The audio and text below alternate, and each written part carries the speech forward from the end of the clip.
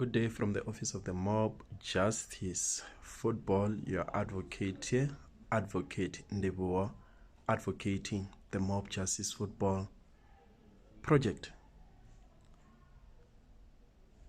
Nedbank player of the season 2024, player of the season, midfielder of the season, Tito Maswanganyi. It's linked with an exit from Orlando Pirates Football Club. There is a high interest that is coming from the club that he played during his developmental stages in Portugal. Currently, it is believed that Orlando Pirates has put a price tag of 40 million for the midfielder in order to be able to make that exit to Portugal. Let me take you back. Pirates has signed Tito Maswanganyi from SuperSport in June 27, 2023, together with the likes of Melusi Buthelezi, Spelo Baloni, and Katlego Otladisa. So far, he seems to be one of the stars that has risen since he was signed and went and make himself a big name, which ended up for him to accumulate 4 caps for Bafana Bafana.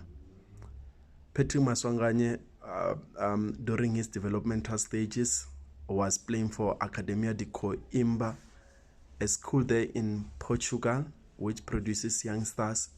On the later on, he joined UD Olivense, where he played his trade there.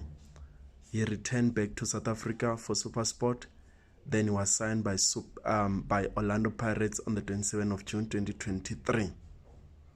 So there is possibility that the Buccaneers must prepare themselves for an exit of this star. A true position number 10 that is played for Orlando Pirates and carried Orlando Pirates through thick and thin. Although we are living in the midst of speculation, it is also important for us to bring the possibility that might happen, because some of the transfer issues will never come out before it is complete.